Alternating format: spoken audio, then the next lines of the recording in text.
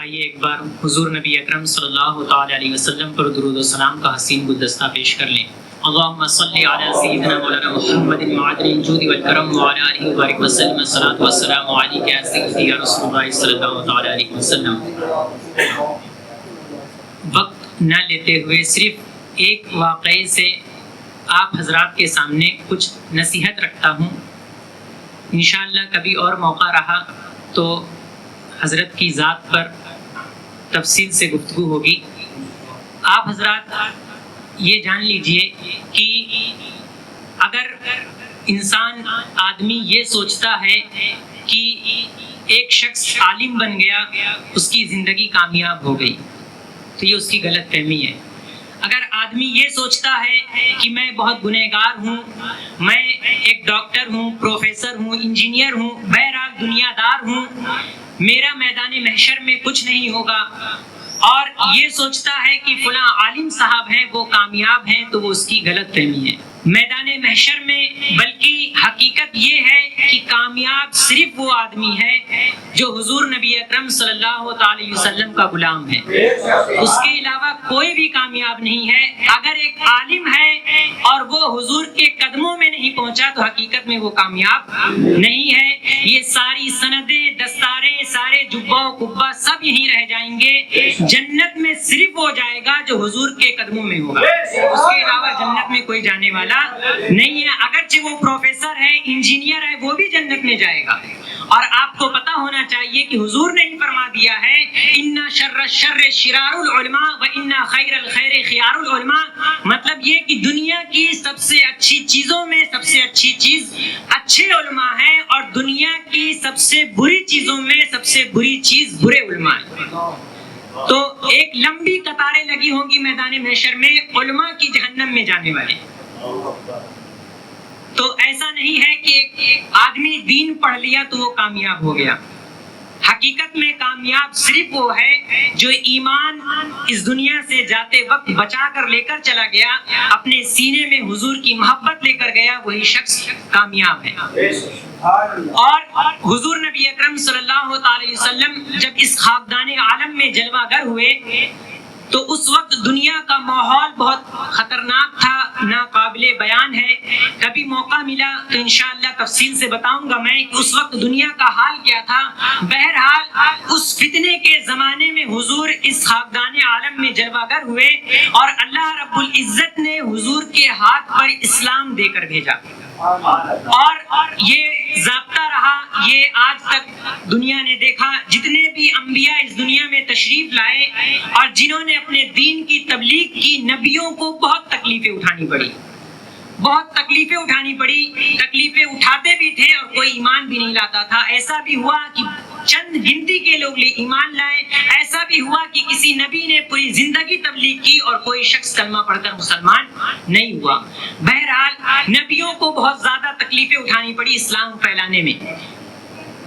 حضور فرماتے ہیں کہ ہر نبی کو اپنا دین پھیلانے میں بہت مشقتیں اٹھانی پڑی، لیکن سب سے زیادہ جس نبی کو دین پھیلانے میں تکلیف اٹھانی پڑی ہے وہ میں ہوں۔ سب سے زیادہ تکلیف اسلام کی نشر و اشاعت میں حضور نے برداشت کیا۔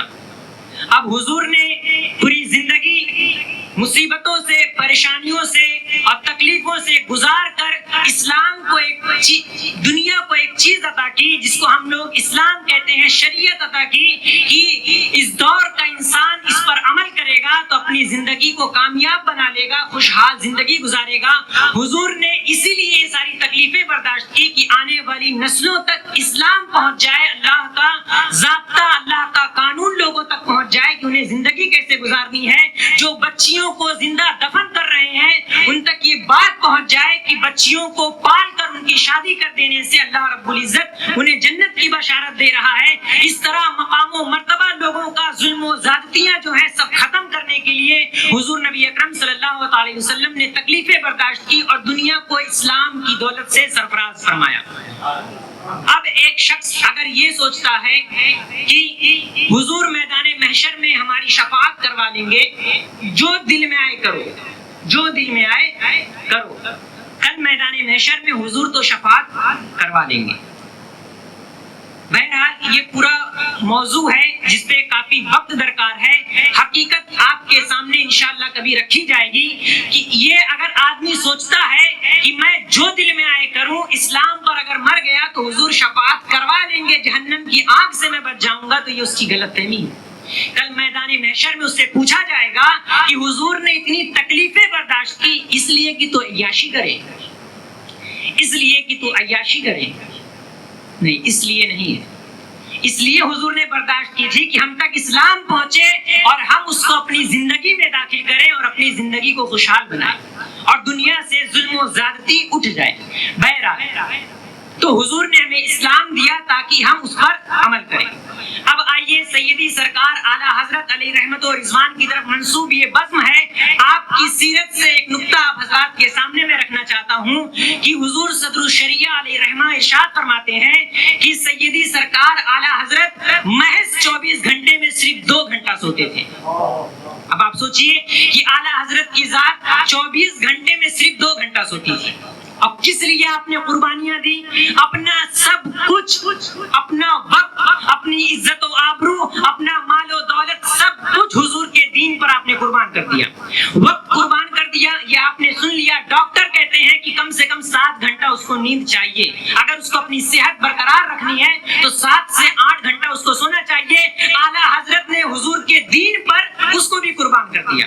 اور مال و دولت کی اگر دیکھی جائے تو اعلیٰ حضرت کا یہ حال تھا کہ آپ پر زکوٰۃ واجب نہیں ہوتی تھی، اس کو بھی آپ نے حضور کے دین پر قربان کر دیا. غرض یہ کہ کچھ نہیں چھوڑا، سب کے سب حضور کے دین پر آپ نے قربان کر دیا. آپ حضرت کی سیرت اٹھا کر دیکھ لیجئے، آپ کو پتہ چل جائے گا. آپ نے کچھ نہیں چھوڑا، سب حضرت پر قربان کر دیا. عزت و آبرو بھی قربان کر دیا. ایک خط آتا ہے جس میں آپ کو گالیاں دی جاتی ہیں. حضرت صدر الافاضل یا حضرت ظفر الدین بہاری علیہ رحمت و رضوان وہاں پر موجود تھے. آپ نے خط دیکھا، گالیوں سے بھرا ہوا تھا، تو آپ کے سامنے حاضر ہوئے. تو آپ نے کہا کہ ان کے تعلق سے کچھ کیا جائے. تو اعلیٰ حضرت فرماتے ہیں کہ رہنے دیجئے، ان کو کچھ کہنے کی ضرورت نہیں ہے. یہ جتنی دیر مجھے گالی دیں گے کم سے کم اتنی دیر تو حضور نبی اکرم صلی اللہ علیہ وسلم کی طرف سے ان کی توجہ ہٹی رہے گی اور ادھر یہ گستاخیاں نہیں کریں گے.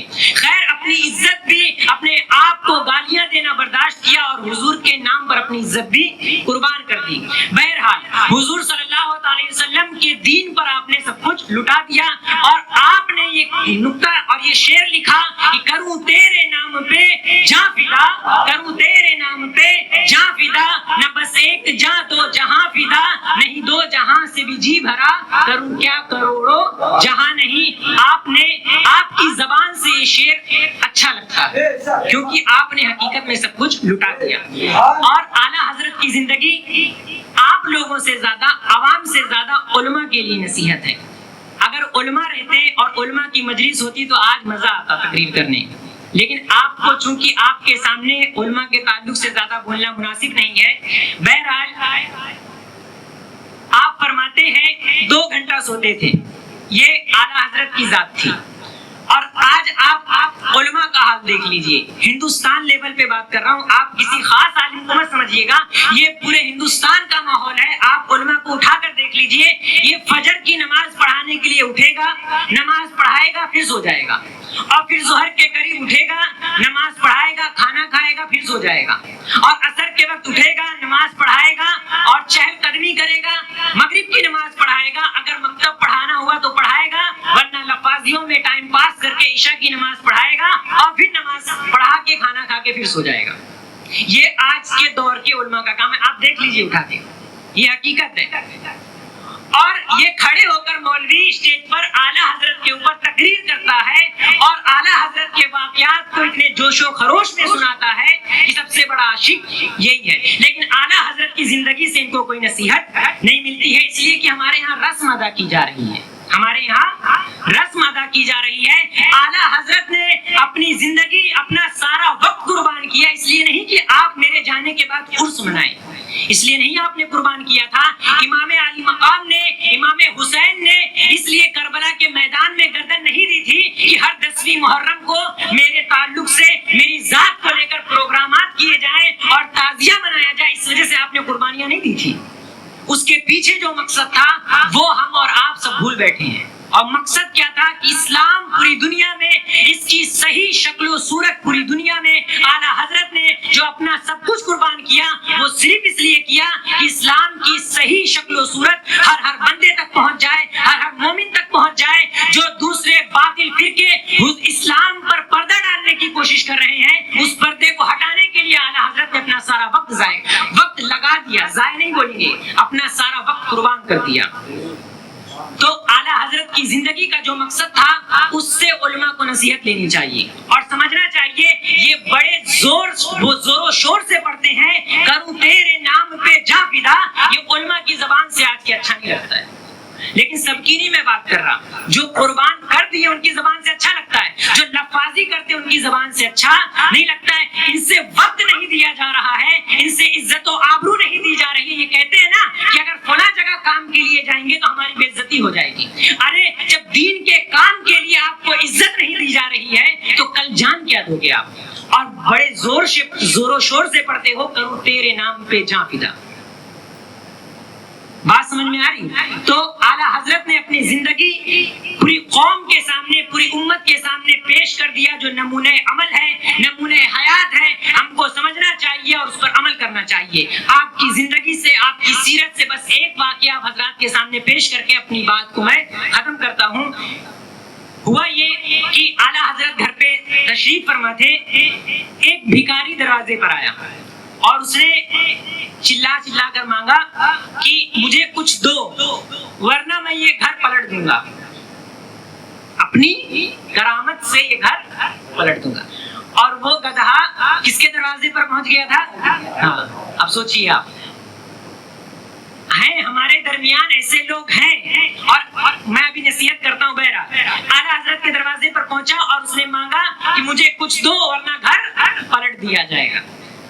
اور اعلیٰ حضرت کی والدہ نے جب سنا تو آپ جو ہے گھبرا گئی کہ نہیں اس کو کچھ دے کے بھگاؤ ورنہ جو ہے ابھی کچھ کر دے گا. اعلیٰ حضرت دروازے پر پہنچے، اس کو ڈانٹ رہے ہیں کہ پہلی بات تو تیرا بھیک مانگنا جائز نہیں ہے، تو بھیک مانگ رہا ہے یہی غلط ہے، اور اس پر یہ جملہ کہ گھر پلٹ دوں گا یہ اوپر ڈبل ناجائز، تو گناہ پر گناہ کر رہا ہے. اعلیٰ حضرت اس سے بحث کر رہے ہیں اور گھر کے اندر حضور مفتی اعظم ہند اس وقت چھوٹے تھے، وہ چھت پر سے سیڑھیوں کے ذریعے گر گئے. اب ان کی ماں اور گھبرا گئی کہ ہو نہ ہو یہ اسی پاکھنڈی کا ہی کچھ نہ کچھ ہوگا، اسی وجہ سے آپ کو کیا ہے نقصان ہوا، آپ اوپر سے نیچے گرے.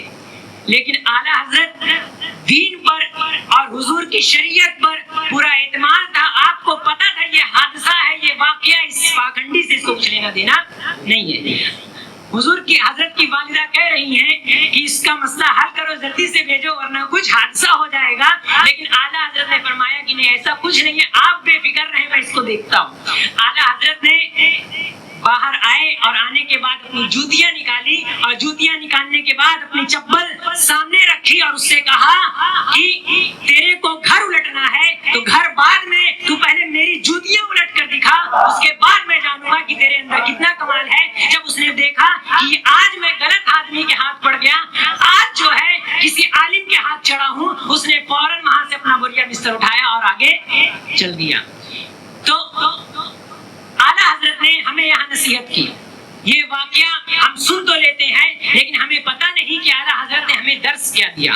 اعلیٰ حضرت نے ہمیں درس دیا کہ آپ کو پتہ ہونا چاہیے کہ اسلام ہے کیا، اسلام کے مسائل پتہ ہونا چاہیے. جب آپ کو یہ پتہ رہے گا کہ ایک صحیح سالم آدمی کا جس کے جسم کے اعضاء ٹھیک ہوں اس کا بھیک مانگنا جائز نہیں ہے. اب وہ ناجائز کام کر رہا ہے، ایک ناجائز کام کرنے والا ولی بن جائے گا، اس کے اندر اتنی طاقت کی وہ کرامتیں دکھائے نہیں، ایسا نہیں ہو سکتا ہے. اعلیٰ حضرت نے ہمیں یہ نصیحت کر دیا اور ساتھ ہی ساتھ یہ بھی نصیحت کر دیا کہ علم رکھو تاکہ ان پاکھنڈیوں کو پہچاننے میں تاخیر نہ ہو. علم رہے گا تب آپ پہچان پاؤ گے اور علم نہیں رہے گا تو پہچان نہیں پاؤ گے. آج اس زمانے میں ایسا ہو رہا ہے. ہم لوگ جانتے ہیں چونکہ آپ لوگوں کے سامنے نام لینا مناسب نہیں ہے ورنہ میں بتاتا بڑے بڑے ہمارے علماء اس وقت ولی بنے ہوئے ہیں اور ان کا حال کچھ اسی طرح ہے. کیونکہ ہم اور آپ جانتے نہیں نہیں ہے کہ یہ جو کام حضرت کر رہے ہیں یہ شریعت کے دائرے میں کس ترازو پر تولا جائے گا، اس کا حکم کیا ہے، کیا یہ کام کرنے والا اللہ کا ولی بن سکتا ہے، ہمیں یہ پتا نہیں ہے۔ ایک شخص ہے اللہ کا ولی بنا ہوا ہے، اس کی ماں اس سے ناراض رہتی ہے، ہم اور آپ اس کے دروازے پر جا کر ماتھے ٹیک رہے ہیں، اس کی تعریف کے لیے مر جا رہے ہیں، اس کو اتنا بڑا ولی سمجھ کے رکھے ہیں، کرامتیں اس کی سناتے ہیں، بیان کرتے ہیں، لیکن آپ کو پتا نہیں ہے گھر میں اس بندے کا یہ حال ہے کہ اس کی ماں اس سے ناراض ہے، اس کے گھر میں اس کا باپ اس سے راضی نہیں ہے، اور ہم اور آپ اس کو ولی سمجھ رہے ہیں۔ کیوں؟ کیونکہ ہمیں مسائل اور دین کا علم نہیں ہے، اس لیے یہ حادثہ ہمارے ساتھ ہو رہا ہے۔ تو سب سے بڑی چیز، سب سے اہم چیز آپ لوگ دین سمجھیں، دین سمجھے، ہمارا دین ہمیں کیا تعلیم دے رہا ہے، اور اس کو سمجھیں گے تب آپ کو سمجھ میں آئے گا کہ ولی کون ہوتا ہے اور ولایت کا کیا مقام و مرتبہ ہوتا ہے۔ محض کرامتیں دکھانا کافی نہیں۔ اگر فرض کیجئے مان لیا جائے کہ وہ اس پاکھنڈی کی وجہ سے حضرت گر گئے تھے چھت پر سے، تو بھی شریعت کے نزدیک اس کا کوئی اعتبار نہیں ہے۔ تو آپ سمجھیں، دین سیکھیں، دین سیکھو گے تب آپ اپنا ایمان و عقیدہ محفوظ کر پاؤ گے، اپنا عمل محفوظ کر پاؤ گے، اپنی دولت محفوظ کر پاؤ گے۔ اس دور میں ہمیں اعلیٰ حضرت کے ہی نام پر اندھبھکت بنایا جا رہا ہے، اور اعلیٰ حضرت نے اپنے اس عمل سے، اس نے کہا گھر پلٹ دوں گا، تو اعلیٰ حضرت نے اپنے اس عمل سے ہمیں درس دیا کہ ایسے کسی کی بات نہیں ماننی ہے، شریعت کے ترازو پر اس کو تولو اور دیکھو اس کا عمل کتنا درست ہے، وہ ولایت کے لائق ہے کہ نہیں ہے، اگر ہے تو مانا جائے گا اور نہیں ہے تو نہیں مانا جائے گا۔ تو بس یہی ایک چیز میں آپ حضرات کے سامنے رکھنا چاہ رہا تھا، ورنہ تو بہت ساری چیزیں ہیں بیان کرنے کے لیے۔ اعلیٰ حضرت کی زندگی سے بہت سارے ایسے اعمال ہیں، بہت ساری ایسی چیزیں ہیں جو حضور کی زندگی اور حضور کی دین اور اسلام کی نشر و اشاعت کے لیے ہم کو درس دیتی ہے کہ ہمیں کیسے جینا چاہیے، ہمیں کیسے رہنا چاہیے، ہمیں کیا کرنا چاہیے اور کیا نہیں کرنا چاہیے، یہ ہمیں اعلیٰ حضرت کی سیرت سے ملے گا۔ بہرحال آگے اس آپ مناؤ تو اعلیٰ حضرت کی زندگی پڑھو، اعلیٰ حضرت نے کیوں قربانیاں دی، اس کے پیچھے مقصد کیا تھا، اسلام کے اندر وہ کون سی چیز ہے کہ اسلام سیکھا جائے، پڑھا جائے اور اسلام کے لیے مر جایا جائے۔ ایک مثال آپ حضرات کے سامنے بس پیش کر دوں، صحابہ کرام کی ذات، جب اسلام نہیں آیا تھا تب عرب کا حال یہ تھا کہ زندہ بچیوں کو دفن کر دیتے تھے، زندہ بچی کو دفن کر دیتے تھے۔ اب آپ سوچئے کہ ان کے دل کتنے سخت تھے، کتنے مضبوط اور کتنے سخت دل تھے کہ بچی کو زندہ دفن کرتے تھے لیکن سینے میں رحم نہیں آتا تھا، بلکہ ان کا حال یہ تھا کہ گھروں میں گھس کے لوگوں کو ذبح کر دیتے تھے اور سارا مال لے کر جا کر کھاتے پیتے تھے، اور ان کے پاس کوئی کاروبار نہیں تھا، یہی لوٹ ڈکیتی ان کا کاروبار تھا۔ بہرحال اتنے سخت دل تھے، لیکن جب اسلام آیا، اسلام جب سیکھا، اسلام جب سمجھا، تو آپ دیکھ لیجئے صحابہ کی سیرت اٹھا کر اسلام کی نشر و اشاعت کے لیے سب نے اپنی زندگی قربان کر دی، سب نے اپنی زندگی قربان کر دی۔ آپ دیکھ لیجئے ہندوستان میں خود صحابی رسول کی مزار ہے، چائنا میں چلے جائیے، مصر میں چلے جائیے، بغداد، جہاں آپ کا دل کرے جا کے دیکھ لیجئے کہ صحابی رسول کی آپ کو مزار مل جائے گی۔ اسلام کی نشر و اشاعت کے لیے سب کچھ قربان کر دیا، اپنا وطن، اپنی جان، اپنی مال، سب کچھ قربان کر دیا صرف اسلام پھیلانے کے لیے۔ اب میں پوچھنا آپ سے یہ چاہتا ہوں کہ اسلام کے اندر انہوں نے کیا دیکھ لیا تھا، اسلام کے اندر کون سی ایسی چیز تھی کہ اتنا سخت دل انسان اسلام پر مر مٹنے کے لیے تیار ہو گیا؟ تو ہمیں سمجھنا پڑے گا اسلام میں ہے کیا، وہ کون سی چیز اسلام میں ہے کہ جس نے ایسے شخص کو مر مٹنے کے لیے آمادہ کر دیا اسلام پر۔ بہرحال سمجھیں، اسلام سمجھیں، سمجھنے کی کوشش کریں، انشاءاللہ آگے موقع ملا تو بتایا جائے گا حضور کی سیرت سے، حضور کی زندگی سے، اسلام کے احکام اور مسائل سے کہ اسلام نے جو ہمیں حکم دیا اس کے پیچھے فائدہ کیا ہے، ہماری زندگی کیسے خوشحال بنے گی۔ آج ہم پریشان ہیں، شریعت پر عمل کریں تو کیسے ہماری زندگی خوشحال بنے گی۔ انشاءاللہ آپ کو ایک ایک مسئلے سے وضاحت کی جائے گی کہ اسلام پر عمل کرنے میں کتنا مزہ آتا ہے۔ اسلام کس چیز کا نام ہے؟ بہرحال اللہ رب العزت ہمیں اسلام سمجھنے کی اور اس پر سختی سے عمل کرنے کی توفیق عطا فرمائے، اور ہمارے کہنے میں، آپ کے سننے میں کسی قسم کی لغزش ہوئی ہو تو اللہ رب العزت اسے معاف فرمائے۔ بس اس شعر کے ساتھ کہ محمد سے وفا تو نے تو ہم تیرے ہیں، کہ محمد سے وفا تو نے تو ہم تیرے ہیں، یہ جہاں چیز ہے کیا لوح و قلم تیرے ہیں۔ سیدی سرکار اعلیٰ حضرت فرماتے ہیں زمین و زماں تمہارے لیے، زمین و زماں تمہارے لیے، چنین و مکین و مکاں تمہارے لیے، چنین و چنا تمہارے لیے، بنے دو جہاں تمہارے لیے، دہن میں زباں تمہارے لیے، بدن میں ہے جاں تمہارے لیے، ہم آئے یہاں تمہارے لیے، اٹھے بھی وہاں تمہارے لیے، سب کچھ حضور کا ہے، سب کچھ اللہ رب العزت نے ہمیں پیدا کیا ہے صرف حضور کی اطاعت، فرما برداری اور غلامی کے لیے۔